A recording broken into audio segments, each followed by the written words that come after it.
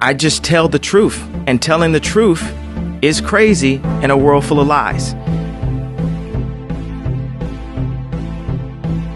If you mix brilliance with bravery, that we can ignite something. Even this conversation alone can ignite the people. The time is now to express and for people to believe in themselves. The time is now for it to be okay to be great.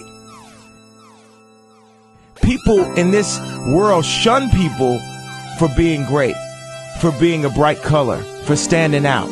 But the time is now to be okay to be the greatest you. Hey guys, what's up? It's your girl Kelly, and we are back with another video.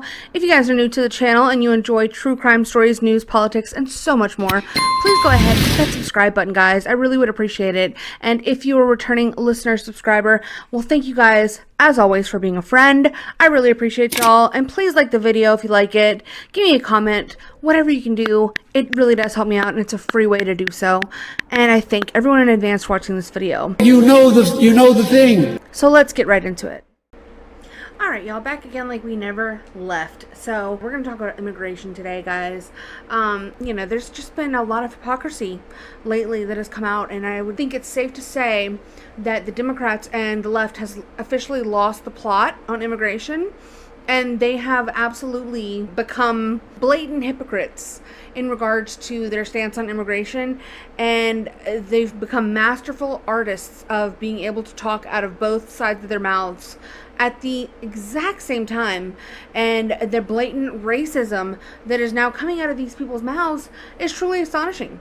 So let's get into it, y'all. On a cold November day in 2022, the THP pulled over a van with 10 people. The driver was Kilmar Obrega Garcia. You may recognize his name. He's the man deported to an El Salvadorian prison. Now, the Supreme Court says he was illegally deported, but the Trump administration says he is an MS-13 gang member who is not coming back to the U.S. Yep. Andy Cordan just got some revealing video of a recent traffic stop involving this man. Andy. Hey there, Haley. You know, this all started when the THP stops Kilmar Abrego Garcia for speeding on I-40 near Cookeville. November 30th, 2022, a Tennessee highway patrolman stops this Suburban with Texas tags. How are you? Good, and you? All right. Everything good? You got a bunch of people in here, don't you? It's 1 for seat, yes. That's Kilmar Abrego Garcia behind the wheel. Then 27 years old, he speaks only broken English. Yeah. Where are you working at? Where? Which is crazy. Okay, first of all, because supposedly this person was came into America when he was but a child, okay? I don't know his full story because I don't care enough, but I know that he has been living in the United States for over a decade, I think, is the story on this guy, and barely speaks English, which is another problem. These people, if you can't learn English, well enough to be able to speak to a police officer after living here for a year, it should be automatic deportation. Automatic. I don't care. I literally, this is the kind of things that we need to start doing, y'all. I'm dead ass serious. I am such a hard ass when it comes to immigration. I'm sick of it. I am sick of it. We're going to lose the country, y'all. We're going to lose the country if we don't start cracking down on everything, on everybody. And it doesn't really matter. Either come here, be a functioning and well-behaved member of our society and actually integrate yourself in and learn our language, become American instead of flying your country's flag, and only speaking your native language and trying to import your culture into America. That's not going to fly anymore. It needs to stop. Absolutely. Where? San Luis, Missouri. Missouri? Yes, sir. Yeah, Missouri, Troopers discover his Maryland license is expired. So where do y'all live at?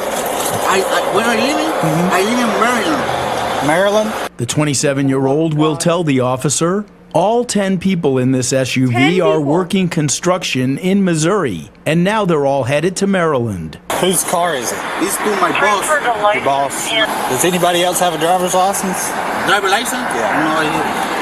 Nobody? Only me, sir. By this time, a second trooper arrives. You know what you got here, right? This officer suspects Abrego Garcia is a human trafficker. He's hauling these people for money. So he's getting paid to haul these people, probably to Maryland, I would say.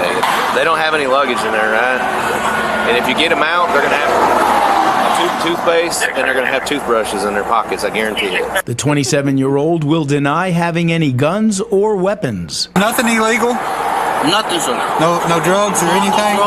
By this time, many more officers The are people on are scene. illegal. He's hauling people. He's got 8 or 9 in there now, or 9 or 10. He's getting paid to haul humans. That's what he's doing. But During the Yeah. traffic stop, THP officials tell News 2 the agency contacted both the FBI and Homeland Security. Ridiculous. Neither federal agency responded to the scene.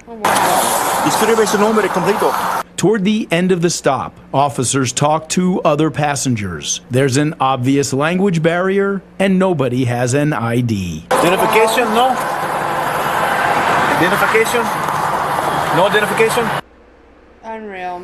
And according to a Homeland Security report, because there were no violations or crimes committed, the vehicle and all its passengers, they were all released. The whole situation was a crime. It was a crime against humanity, what was going on in that car, okay? Absolutely was. And, it's sickening. This was during the time of Joe Biden, though, so I'm not surprised that they couldn't get a response from the DHS or the FBI, and for anybody to respond to that scene, to come and arrest every single one of those individuals. But it's absolutely ridiculous that's not exactly what happened. Trump decides to offer refugee status for a group of white South Africans who are systematically being targeted and tortured and killed and genocided, actually, in their native South Africa by these savages who are now trying to eradicate white people from South Africa. Okay, even though the media would love to deny it every chance they get, and they would love to ignore this every single chance they get, now we have newfound outrage and hatred towards refugees. Okay, people that, we're told throughout all of this that these are the people we need to be advocating for. Migrants who want to come to America for a better life. It's on the Statue of Liberty and all of this, but not for white people, okay? That's where these Democrats will draw the line. 59 refugees. In terms of raw numbers, when you consider the scale of America's refugee resettlement operation over the years, it's a rounding error. Last year alone, according to the most conservative estimates available, something like 100,000 officially recognized refugees arrived in this country as part of an explicit government-sanctioned resettlement program. 59 refugees isn't even close to 0.5% of that figure. It is an astronomically small number of people in context. Under the Biden administration, 4 times that number of refugees enter the United States every single day from places like Africa and Central America and the Middle East. Even if the media wanted to cover every batch of new arrivals, they simply could not do it. They were arriving too quickly and from too many countries in too great a number. So instead, they'll just tell us that all refugees are good and that we must accept them without any questions because, a crappy poem on the Statue of Liberty says so. And of course, if you compare 59 refugees to all of the unofficial refugees, all of the illegal immigrants who the media treats as refugees and asylum seekers, then 59 represents something like 0.00002% of the total. Not even a rounding error. It's a microscopic number in comparison. But just for the sake of argument, if you had to imagine a hypothetical scenario where 59 refugees somehow did get the media's attention and also triggered a massive outrage cycle in the process, what do you think might be the reason? I mean, what would it take for CNN, MSNBC, all the networks to lose their minds over 59 refugees who are resettled into this country by the federal government? What kind of heinous terrorist attack would those 59 people have to be plotting? What Chinese-developed bat virus would they have to be carrying? How many Kanye West lyrics would they have to sing on the plane in order to make the national news media, for the first time in recorded history, demand that a plane full of refugees be turned around and sent back to where it came from? Well, yesterday we learned the answer to that question, and it turns out that if you want the media to adopt a hardline anti-refugee stance, the refugees don't actually have to do anything. They don't have to say a word, even a naughty word. Instead, the refugees just have to commit the unforgivable cardinal sin of being white. Yes, if the federal government takes a break from importing hordes of ungrateful Somalis and Haitians and Venezuelans, if only for a second, and decides instead to rescue 59 well-mannered white people, then all hell will break loose. And we know that because of the response to this scene from Dulles Airport the other day, where 59 Afrikaners were greeted by senior Trump administration officials and formally accepted in this country as refugees. Watch. Welcome. Welcome to the United States of America. It is such an honor for us to receive you here today. This is the land of the free, and we know that all of you have faced... I'm Chris Landau. First of all, let me introduce myself. I'm the Deputy Secretary of State of the United States. This is my friend Troy Edgar. Yeah, I'm the Deputy Secretary of Homeland Security. Again, welcome. So great to have you guys here. I know you've gone through a long flight. I cannot believe there are babies and children who are actually so well behaved. This is much better than mine are. So bless you for that. Now, before we get into the specifics of why these particular white people are fleeing South Africa and why the left is so enraged by them, just look at these people. They're waving American flags. They're holding their children. They're well-behaved children. They're speaking English. They're coming over as intact family units. They're respectful as they're spoken to. They're not complaining. They're not demanding better accommodations or better food like so many foreign nationals who come to this country. They're acting like responsible, well-adjusted, productive people. And under the circumstances, this is no small feat. These people have been subjected to decades of persecution in their native land of South Africa, solely based on their skin color. And the theory is that these white people deserve to be persecuted because they're colonizers. By some estimates, one white farmer is killed every 5 days in South Africa. And some of these executions are brutal. Quoting from Newsweek, quote, Gabriel Stolz, 35, said that his younger brother Kyle, 21, was shot dead by 4 people on a game reserve. What is happening to us is torture. It is slaughter. It is brutal. It is revenge. The world doesn't know what is happening in South Africa, he said. Meanwhile, a 56-year-old woman from Pretoria said that 3 armed men broke into her family's house, stole money, and her, close quote. Now, in response to these reports of rampant farm invasions and sexual assaults, the government of South Africa has repeatedly claimed that overall, these statistics show that it's safe for white people in the country. And activists on the left have mostly repeated that same line. They've accused Afrikaners of basically inventing all the homicides and torture that they're being subjected to. The problem with that argument is that even if you pretend for a moment that it's true, it wouldn't change the fact that Afrikaners are clearly being subjected to overt persecution on the basis of their race. And meanwhile, chants of kill the Boer, as in kill the white farmer, are being led in massive stadiums by black politicians in South Africa. The purpose of asylum laws and refugee programs is to protect people in precisely this scenario. They're being targeted based on characteristics that they cannot control. But across the corporate press, we're told that these Afrikaners should stay and they should just take it, essentially. They need to lose their land and in some cases lose their lives because of the alleged sins of their ancestors. Watch. So deeply and morally wrong-headed and repulsive. These are the descendants of the people who created the most diabolical system of white supremacy in human history, apartheid. They're not directly responsible for it, right. But it was a system that actually moved black people off of the arable land. So they inherited the land that the black people had to give up. It was called forced removal. It was something called a Bantustan policy, where they moved black people out of the cities and farmlands into these remote areas with non-arable land. I mean, it was just one of the most worst processes ever. Okay. But what has happened in this strange, bizarre world we're living in is that the Afrikaners have become the darling of these right-wing white supremacist movements around the world. That it's like the lost cause for them. It's like the old Confederacy. They're held up as these white Christians who are being dispossessed of their land. It's like this is modern replacement theory in a country where, by the way, white people make up 7% of the population and own 78% of the farmland. So actually, there's no injustice here. As you mentioned, it's taking places away from refugees who are really being crushed by authoritarian governments and military governments. For these folks who have never had anything happen to them. And Trump amazingly called it a genocide, one of the worst lies I've ever heard him say. There's just been a small handful of farmers that have been killed over the past 10 years. He said it's only a small handful of farmers that have been murdered, okay? Only a small handful, guys. What's all the outrage about? It's only a small handful of white people here. What's a few white people dead here and there between friends? This guy's just a lying piece of garbage. It's just a small handful. It's just a small handful of white farmers that have been killed. Just a handful. Right. What's a few white farmers being murdered for their race? Yeah, what's a few of them between friends? So what's the big deal? A certain amount of sexual assault and murder, apparently, is a reasonable punishment for the supposed sins of your great-grandfather. I mean, just think about this for 5 seconds, and you can imagine what kind of torture these people have planned for you. They got this big celebration, and these are the only, white African descendants of apartheid, the European colonials, or those who participated in apartheid. They're of all ages, including children. South Africa says that the allegations about persecution of these people, the allegations are false, according to the South Africans. Well, we checked with the people doing the persecuting, and they say everything's fine, so nothing to see here. We said to them, hey, are you persecuting people over there? Well, no, we're not. Thanks for asking. Oh, okay, well, never mind then. Wow, they said they weren't doing it.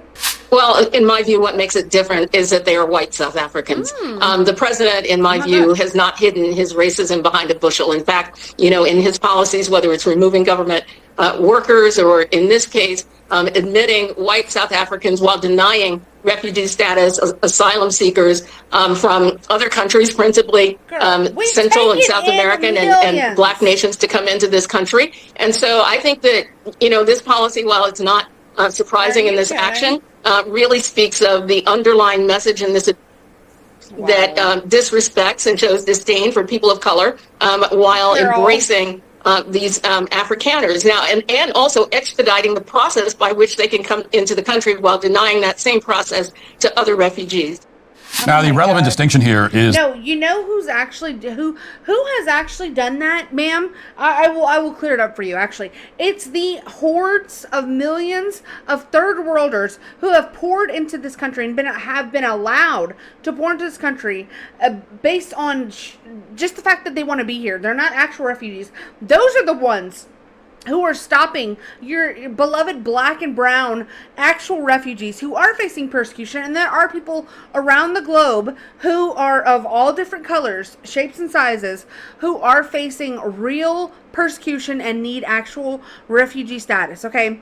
And that is true. And I will grant you that. But the fact that, y'all have allowed 10 million plus 20 million economic illegal aliens to come into the country to suck on the welfare system of our nation and bankrupt us and bring us to utter ruins. That's who you can point your finger at. Your nasty, racist finger, okay? You have the nerve to call Trump a racist when you're dripping with hatred for white people. It's actually alarming. It's very alarming that you cannot see this. It's so clear. This is what a true refugee looks like, who is under threat because of his race, of losing his property, his livelihood, and potentially worse. I mean, claims of violence and threatened death.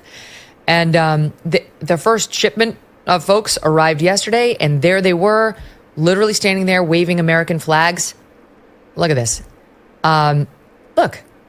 I'm sorry, but they look like people who would like to assimilate. I'm very encouraged by their American flag shirts, their American flags that they're holding and waving, and full of gratitude to President Trump and to this country for giving them a place to go after being persecuted for no reason other than the color of their skin. But now, Buck, we've got the left saying this has gone too fast. They're allowing in these refugees too quickly without adequate investigation of who they are and whether they deserve to be here.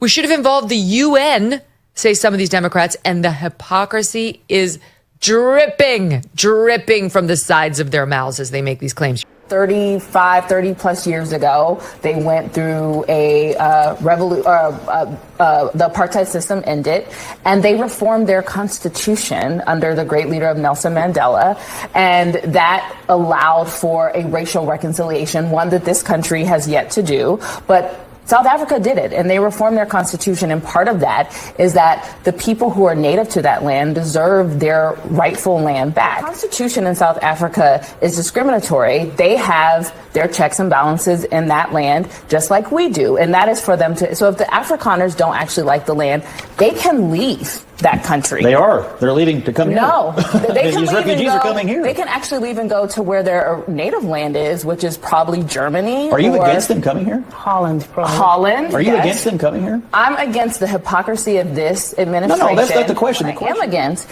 is that they are being given special treatment when there is not a genocide happening in South Africa, and they just don't like the law of the land. This South African farmer bull, which is the most blatantly obvious racist ever. It is blatantly obvious the way that we treat white South Africans, who, by the way, for the most part, and I am generalizing here, some of the wealthiest people are well-to-do people in the country. They speak their language. They own most of the land and the property. And somehow they're being granted a fast track to become Americans while they're trying to cut down on immigration from other countries. You get that from where? From the brown people. So we're bringing in white Afrikaners who we don't know if they're criminal. We don't know this, what they went through in the legal process in South Africa.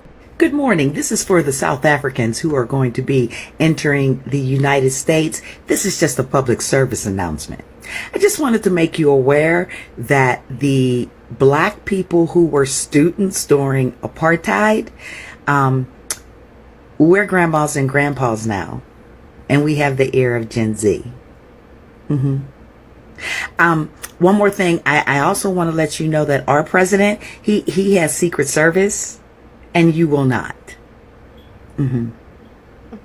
I also want to tell you that black people over here are empowered. These are just public service announcements. When you get here, sit your ass down and don't touch nothing, because you don't have Secret Service. Okay. Now have the day you deserve. Wow. All right, well, glad to see. That is wild, coming from a woman who looks like a grasshopper, okay? And you have a lot of nerve, ma'am, to be sitting up here threatening white farmers from South Africa who are trying to escape being genocided in their own countries, and fix your disgusting mouth to say the things that you just said. I mean, these people, legitimately, they hate white people. They hate white people. And they are hateful racists, okay? And just point me to any direction in this country where we have white people openly talking about like this, in this dehumanizing manner, threatening death. I mean, listen, I go off about immigrants all the time, but I don't want to see any of them dead. I don't want to see any of them hurt. I just want them out of the country, okay? And that's it. They just need to, if their countries are so bad, they need to go back there and fight for their own nations, okay? That's all I would ever advocate for. I don't want to see anybody have any sort of violence against them. But these people legitimately hate white people. I mean, it's so disgusting to me, and it's very freaking obvious. And anyone who tries to say that there's no genocide happening in South Africa, you haven't been reading the news. You just have not. I think I'm almost 100% sure I did a video on this at one point, but I think it might have been taken off my channel because I can't find it anywhere, seemingly. But this has been going on for years, and people have been knowing about this, and it's not very hard to find. This South African song has been igniting quite the firestorm online. Once deemed a struggle chant, modern adaptations of it have kindled cries of white genocide. So why is this song so controversial? Well, it's mostly to do with its lyrics. Kill the Boer! The farmer! That chant about killing the Boers, the descendants of Dutch settlers in South Africa. Dubulibunu, which translates to shoot the Boer, was born in the throes of apartheid-era South Africa in the early 90s. I don't know what's going to happen in the future. I'm saying to you, we've not called for the killing of white people, at least for now. I can't guarantee the future. Yeah, but I mean, you'd understand somebody watching that, especially as it gets shared on Twitter, they freak out. It sounds like a genocidal call. Cry babies. Cry babies. I'm not calling for the slaughter of white people, at least for now. I can't give you a guarantee of the future, especially when things are going the way they are. Subtext. Especially if things are going the way they are, there will be a revolution in this country, I can tell you now. For each one person that is being killed by the taxi industry, will give 5 white people. For every one black person who kills, will give 5 white people. You kill one of us, we'll kill 5 of you. You kill one of us, we'll kill 5 of you. You kill one of us, kill 5 of you. You kill one of us, we'll kill 5 white people. We'll kill the children, we'll kill the women, we'll kill anything. So this is a video, and it says each cross represents a white farmer that was murdered in South Africa. And you can see here.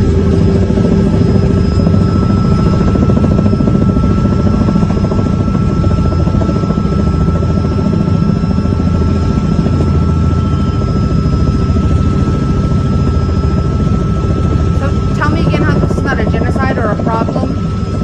I mean, it seems like a lot of crosses. A lot of crosses who, according to this video, represent a white farmer murdered in South Africa out of pure hate for the fact that they're white. I don't know.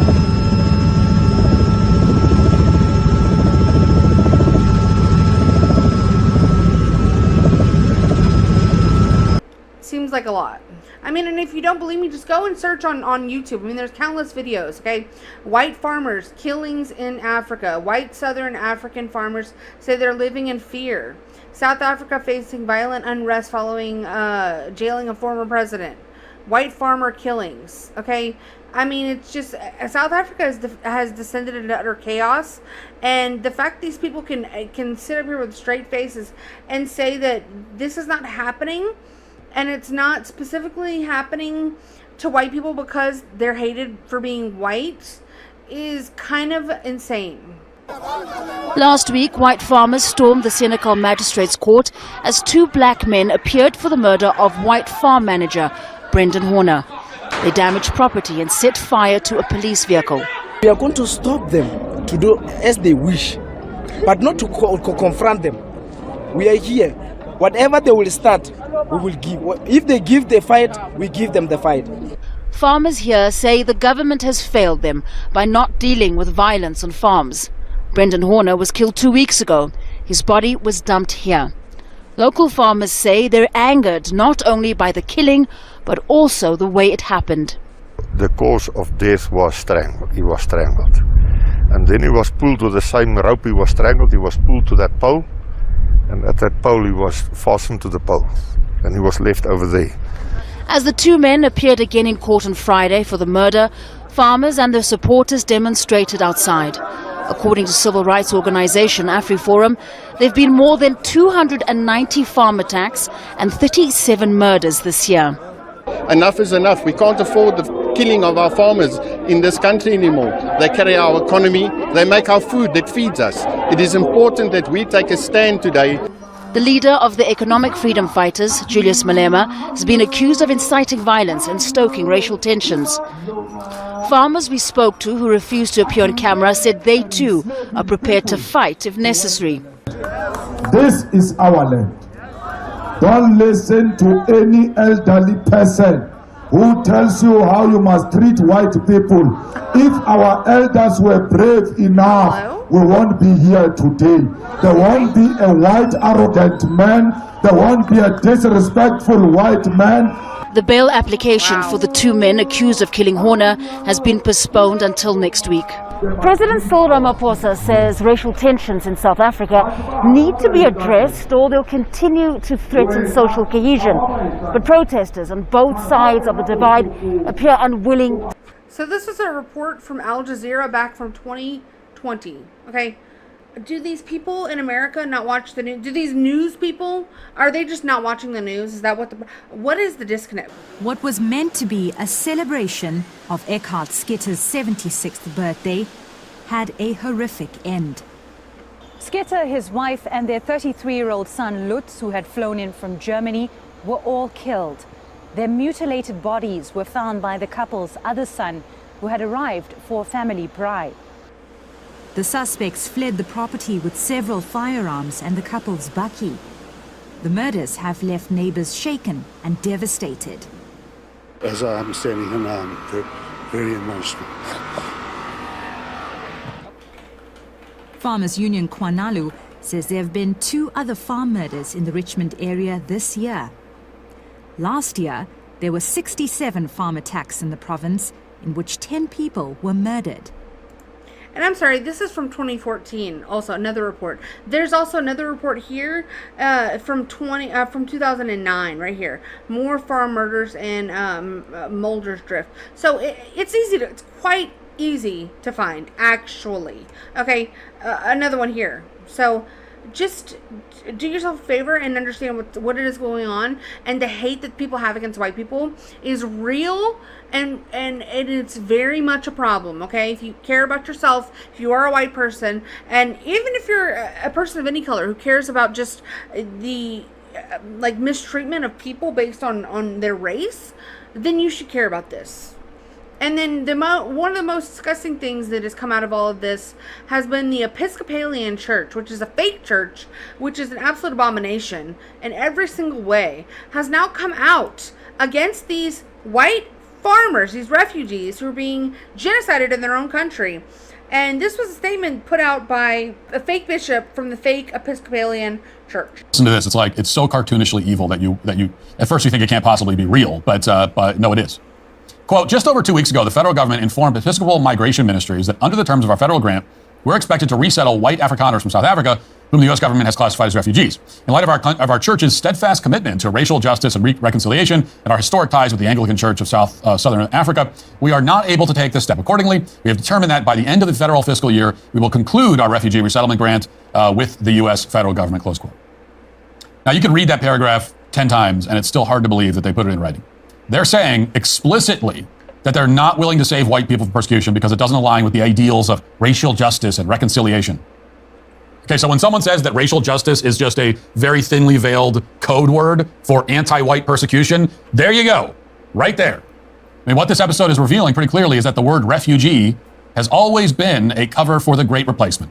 So, yeah, and the reason why I say the Episcopalian Church is just a fake and, gay form of, like, people trying to, like, LARP actual Christianity, Catholicism and the actual church that Jesus Christ himself built, well, let's end this video on a lighter note, okay, after going through all of that, and because I need to laugh, and I'm sure you guys might need to laugh. If you've made it all the way to the end of the video, please go ahead and subscribe, because I want to end it with a national treasure, a man named Tim Dillon, okay? So this is a clip from his show, and just to demonstrate how ridiculous the Episcopalian Church is, I'm going to let him go ahead and riff on this ridiculous woman who was giving a little sermon at the Trump inauguration. Best thing from the inauguration was what seems to be, and I don't want to, a transgender minister, perhaps. I don't know if this is true or not. Kind of lecturing the Trump family about what's going on. And so this is a bishop making a plea. This is Bishop Marianne Edgar Buddy sermon challenging Trump at the inaugural service. She basically gets up there and she really gets very political, and you can see how uncomfortable everybody is in the pews. Let's watch. Let me make one final plea, Mr. President. Millions have put their trust in you. And as you told the nation yesterday, you have felt the providential hand of a loving God. In the name of our God, I ask you to have mercy upon the people in our country who are scared now. There are gay, lesbian, and transgender children in Democratic, Republican, and independent families. Some who fear for their lives. And the people. And let's bring one of them up right now. And they just bring one of them up. That would be great. And they go, and now we're going to, and one of them is here with us tonight. There are gay, lesbian, and transgender children in Democratic and Republican. And one of them is here with us right now. And then you just see like a child drag queen come up, and she's like, fuck you, bitch. She's like, and thank you so much for that. Thank you so much for that. That is Desmond. Thank you, Desi.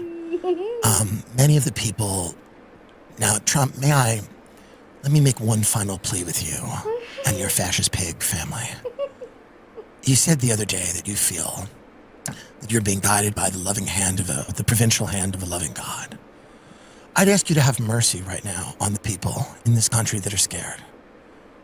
The demisexuals, the sapiosexuals, the people that are into bondage, the people that are into blood play, the people that are into S&M, the people who go into an orgy without a safe word. I want you to take mercy on these people.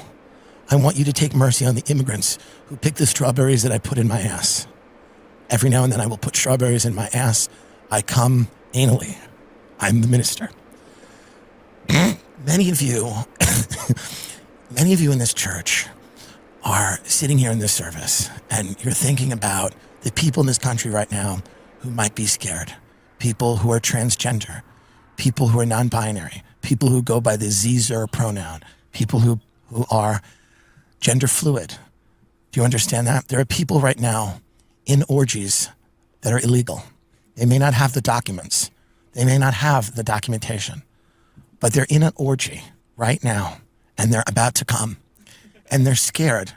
They're scared for what happens when you take office. Can you speak to those people? Can you speak to illegal immigrant transgender people in an orgy right now at my house while I'm here? Because there are 5 illegal immigrant transgender Guatemalans in my house having sex right now, and I'm watching them on my phone. And they're very scared. They're very scared of what's about to happen. Is there any way? People who pick our crops and clean our office buildings, who labor in poultry farms and meatpacking plants, who wash the dishes after we eat in restaurants and work the night shifts in hospitals, they may not be citizens or have the proper documentation. They are gay. They may not be citizens, but they're all at an orgy right now in my house. They're at an orgy in the basement of my house, and they may not be citizens, and they may not pay taxes, but they're going hard, and they've been going hard for hours. They're on raw Molly, Mr. President, and they're scared. They're scared of what's about to happen to them. Is there going to be a raid? Are they going to be sweatily dragged out of my house? Their sweaty, shivering bodies coming down from Molly, covered in each other's fluids. They may not have the papers. They may not have the papers, but they're fucking Mr. President. And I want you. Tiffany Trump back is just, she just looked high. Let's finish this. This is very interesting. But the vast majority of immigrants are not criminals. They pay taxes and are good neighbors. They are faithful members of our churches and mosques, synagogues, wadara, and temples. Wadara, what's that? I ask you to have mercy, Mr. President, on those in our communities whose children fear that their parents will be taken away, and that you help those who are fleeing war zones and persecution in their own lands. And let them come to my house and to find compassion and welcome here. Let people fleeing the Ukraine have sex with me. Our God teaches us It doesn't matter that we if are to be merciful to the stranger. It can make me come. For we were all once strangers. We were all once strangers until we took our clothes off and had sex with each other in my house. Nobody asks for papers when you're having sex. We were all once strangers, Mr. President. We were strangers. Strangers in the night that met up in a parking lot after we exchanged a few messages on Craigslist. That's right. I've been at this game for a long time. We were all strangers until we felt the warmth of another stranger's mouth. Have you ever felt the warmth of another stranger's mouth, Mr. President? So if you don't know who Tim Dillon is, he's a national treasure, guys. Like, I just want to say, he's amazing. Love him. He doesn't like share my exact politics. It's totally fine. He's hilarious. He's like my favorite comedian. Go check his channel out. Go watch all of his videos. Do it. You'll thank me later. But yeah, guys, I'll leave it on this light note. And until next time, I will see y'all later. Bye. I just tell the truth, and telling the truth is crazy in a world full of lies. If you mix brilliance with bravery, that we can ignite something. Even this conversation alone can ignite the people. The time is now to express and for people to believe in themselves. The time is now for it to be okay to be great. People in this world shun people for being great, for being a bright color, for standing out. But the time is now to be okay to be the greatest you.